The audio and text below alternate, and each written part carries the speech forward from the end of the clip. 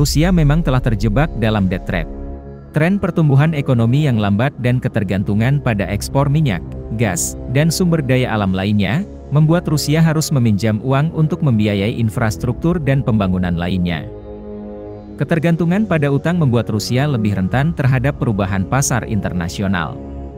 Jika harga minyak turun atau kreditur membatasi pinjaman, maka Rusia akan kesulitan membayar utangnya dan menghadapi risiko gagal bayar. Utang luar negeri yang tinggi dapat membatasi kemampuan Rusia untuk mengambil tindakan yang agresif di luar negeri, termasuk intervensi militer. Rusia juga harus mempertimbangkan kreditor asing dalam keputusan politiknya, terutama jika utangnya mencapai proporsi yang semakin besar. Lagu My Way mengiringi video narasi kali ini. And now the end is near, and so I face the final curtain. Sahabat semua, di dalam bernegara tentunya bukan hanya politik isinya, namun ada juga masalah ekonomi, ideologi, pertahanan, budaya, sosial, dan keamanan. Di dalam bernegara, bukan melulu memfokuskan kepada siapa yang nanti akan jadi presiden 2024, partai apa, mengusung siapa, namun memahami keekonomian sangatlah penting. Nantinya, di dalam kelolaan bernegara, bagaimana dan apa yang Indonesia harus lakukan. Fakta sejarah, Indonesia itu lebih tua 4 tahun dari Tiongkok. Indonesia berdiri tahun 1945, Tiongkok berdiri tahun 1949.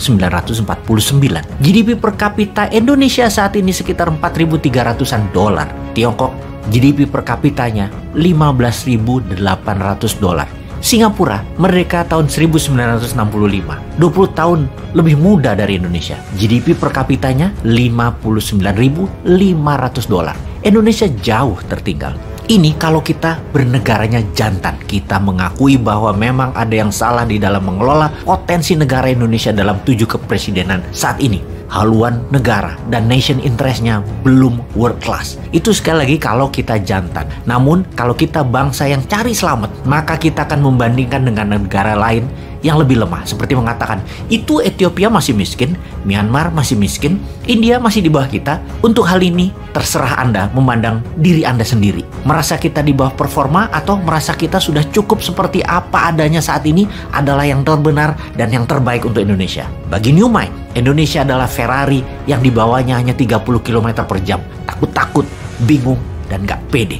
Jadi untuk membuat kita pede, kita mempelajari tentang geoekonomi, mempelajari bernegara dari sisi ekonomi. Kita ke tahun 1080-an sekarang. Masa kejayaannya Mas Boy, lintas melawai, breakdance, musik punk, rambut punk, jazz over shoulder, Walkman, kaset, dan lain sebagainya. Culture pop dan ledakan teknologi baru terjadi di Indonesia dan pastinya terjadi di seluruh dunia. Keceriaan di sisi lainnya ada kegelapan ternyata. Di sisi Amerika Latin, di tahun 80-an adalah tahun bencana. Bahkan Amerika Latin menyebutnya dekade 80-an tersebut sebagai the lost decade. Mengapa? Karena mereka menghadapi masalah financial turmoil, masalah keuangan yang parah. Debt typhoon atau badai hutang menghantam ekonomi Amerika Latin yang dikarenakan di tahun 80-an tersebut ada 2 kali kenaikan harga minyak bumi, oil price shock, yang membuat banyak negara Amerika Latin menjadi defisit neraca perdagangannya. Meksiko adalah negara pertama yang tumbang, mengatakan dirinya bangkrut di tahun 1982, menyatakan negaranya tidak mampu membayar hutang. Ternyata membuat efek domino di berbagai negara Amerika Latin yang juga memiliki hutang negara yang sangat besar. Kemudian Brasil menyatakan dirinya bangkrut. Kemudian Chile, Argentina, Kolombia, Venezuela satu persatu ambruk seperti domino. Mereka menghadapi resesi yang dalam, hutang yang menggunung, inflasi yang tinggi, pengangguran meningkat tajam, dan ekonomi yang lambat tumbuhnya bahkan tidak tumbuh. Kita fast forward 3 dekade kemudian, masa kini, apakah sejarah akan berulang? Kita melihat negara sekitar dunia kita sekarang ini, negara berkembang saat ini banyak yang sedang berjuang berat menghadapi sovereign debt atau krisis menghadapi hutang negara. Salah satunya adalah Sri Lanka. Ekonomi Sri Lanka sudah ambruk, hutang menumpuk, cadangan devisa hanya sisa 1 bulan lagi untuk membeli produk kebutuhan nasional yang tidak bisa diproduksi oleh Sri Lanka. Dan parahnya, Sri Lanka kebutuhan pokok hariannya 60% impor. Ini semua terjadi karena Sri Lanka mismanagement mengelola potensi negaranya. Mereka membelanjakan lebih besar dari pendapatan negaranya. APBN-nya selalu minus. Ditambah lagi ada faktor lain terjadi, memukul negara sejenis Sri Lanka. Efek pandemi selama 2 tahun membuat ekonomi melambat di seluruh dunia. Meningkatnya pinjaman negara-negara yang lemah dan invasi Rusia ke Ukraina mengakibatkan meningkatnya harga minyak bumi dan gas alam serta harga pangan dan ketersediaan pangan dunia menipis. Apa yang terjadi di Sri Lanka saat ini? Akankah bermutasi membawa efek domino seperti di tahun 80-an, di tahun 1982 di mana diawali dengan Meksiko yang sekarang adalah Sri Lanka? Akankah menjadi mutasi dan menyebar ke seluruh dunia Sri Lanka Way ini? Apakah Sri Lanka merupakan canary in the coal mine? Burung kenari di tambang batu bara? Ini adalah kalimat idiom yang artinya early warning atau peringatan awal akan tanda bahaya. Burung kenari adalah burung yang sering berbunyi di awal tambang batu bara dieksplor yang menandakan kemungkinan bahaya efek sulfur dan kerusakan lingkungan karena batu bara tersebut. Kita ke 9 hari sebelum Rusia menyerbu Ukraina, yaitu tanggal 15 Februari 2022 di mana World Bank memperingati dunia bahwa hutang negara-negara berkembang dalam kondisi krisis karena efek pandemi dan slowdown ekonomi. World Bank menyebutkan 70 negara yang berpotensi menjadi negara paria, negara setengah gagal bayar hutang. 70 negara low income country. Total beban bunganya saja terakumulasi hampir 1.000 billion dolar di tahun 2022 ini. Yang dalam 9 hari setelah pengumuman tersebut, Rusia serang Ukraina yang menyebabkan harga minyak naik. Jaringan distribusi dunia terganggu, harga pangan meningkat, dan ketersediaan pangan terbatas. Hal ini semua membuat analis perekonomian sulit melihat sisi terang ekonomi di tahun 2022 ini. Di bulan Maret, kembali PBB mengumumkan ada 107 negara yang kena imbas salah satu dari 3 masalah dunia. Apa saja 3 masalah dunia tersebut? 1. Kenaikan harga pangan.